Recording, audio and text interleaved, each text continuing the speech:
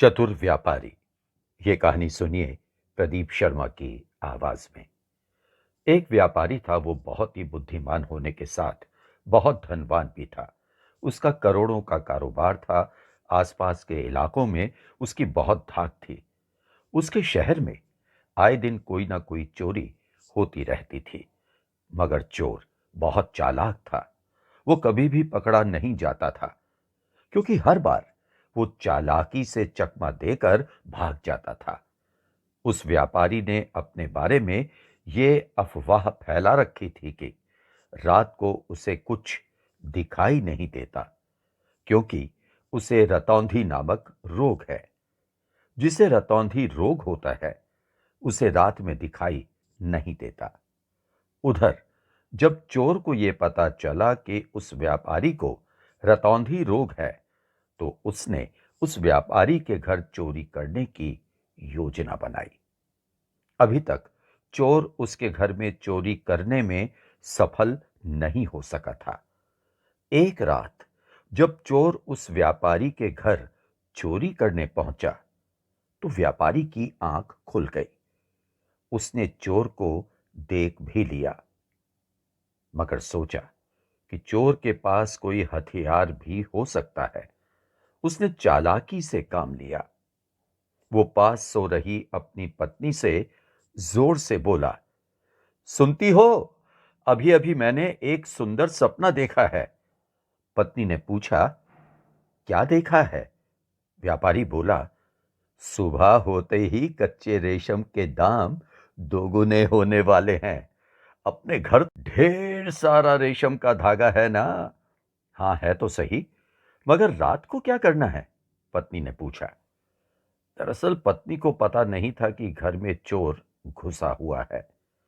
व्यापारी ने उसे इशारा करके बता दिया कि चोर खंभे के पीछे छिपा हुआ है।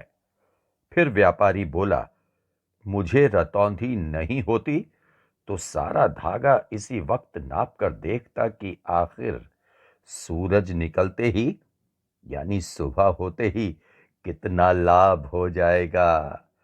रहने भी दो, पत्नी बोली। सुबह ही नाप कर देख लेना कि कितना फायदा होगा। आपको कुछ दिखाई तो देगा नहीं। अरे कमाल करती हो, क्या मुझे पता नहीं लगेगा कि अपने ही घर में कौन सी चीज कहां है? मुझे तो चैन ही नहीं आ रहा है। आओ, उठकर रेशम नापे। कुछ करना थोड़ी ही है, बस खंभे के चारों तरफ लपेट लपेट कर अनुमान लगा लूंगा कि कितना कच्चा धागा है। ठीक है, मैं तो सो रही हूं, तुम ही नाप लो, उसकी पत्नी ने कहा, तथा सोने का नाटक करने लगी। इधर व्यापारी ने अंधेपन का नाटक करते हुए खंभे के चारों ओर कच्चे रेशम को लपेटना शुरू कर दिया।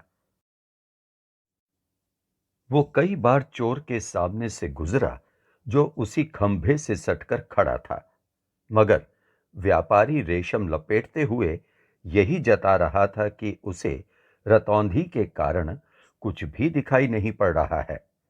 फिर धीरे धीरे खंभे और चोर के चारों तरफ इतने चक्कर लग गए कि चोर के लिए टस से मस होना भी मुश्किल हो गया।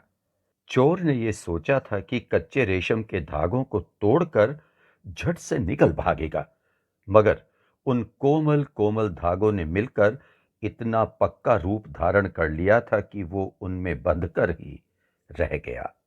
यहां तक कि हाथ पांव भी ना हिला सका। इसके बाद व्यापारी ने पुलिस को बुलाकर चोर को उनके हवाले कर दिया।